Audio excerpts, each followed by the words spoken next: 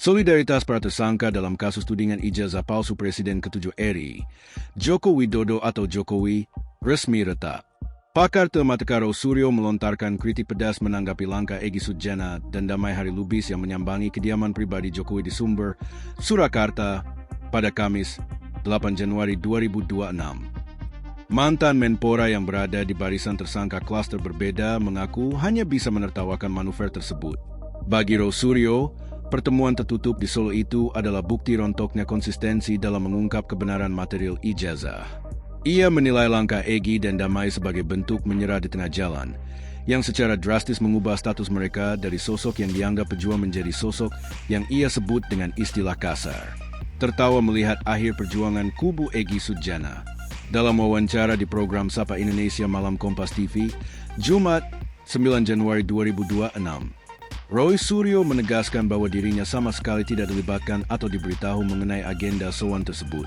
Ia bersama tim advokasi dan akademisi di kubunya mengaku terkejut sekaligus geli melihat perubahan sikap rekan sesama tersangkanya itu. Kami kalau dalam tim kuasa hukum, advokasi dan akademisi, kita tertawa malah. Oh, cuman segitu toh akhirnya kalian berdua itu. Gitu loh, ujar Roy Suryo dengan nada sindiran. Roy menekankan bahwa integritas dalam sebuah perjuangan diukur dari garis akhir yang konsisten. Dengan adanya pertemuan tersebut, Roy secara terang-terangan melabeli Egy dan Damai sebagai pihak yang kalah sebelum berperang di pengadilan. Kita akan menertawakan aja mereka ternyata ya. Ternyata cuman sampai segitunya. Itu bukan pejuang namanya, tapi pecundang, tegas mantan Menpora tersebut. Persilakan publik menilai motif pertemuan. Terkait latar belakang atau kesepakatan apa yang terjadi di dalam rumah sumber tersebut, Roy enggan berspekulasi lebih jauh. Ia memilih melempar bola panas tersebut langsung kepada Egy Sujana agar memberikan klarifikasi kepada publik dan media atas pilihannya menemui pihak yang mereka laporkan sendiri. Nah, makanya itu tanyakan ke Egy. Jadi saya kira untuk baiknya Egy harus menerima telepon dari redaksi. Imbunya menutup pernyataan. Langkah Egy Sujana yang memilih jalur dialogis di Solo kini menciptakan jurang pemisah yang lebar dengan Roy Suryo yang tetap memilih jalur perlawanan keras. Retaknya, koalisi tersangka ini diprediksi akan mengubah konstelasi penanganan perkara yang tengah bergulir di Polda Metro Jaya. Bantah pecah kongsi dengan Egy. Kini setelah ramai diberitakan Egy melakukan pertemuan dengan Jokowi, banyak pihak yang menilai Roy Suryo CS dan Egy Sujana sudah pecah kongsi dalam menuding kepalsuan ijazah Jokowi. Menanggapi hal itu, Roy pun menegaskan bahwa sejak awal ia tidak pernah satu kuasa hukum dengan Egy dalam kasus ijazah Jokowi ini. Sehingga Roy tegas membantah adanya pecah kongsi, karena memang sejak awal ia tak pernah satu kelompok dengan Egy.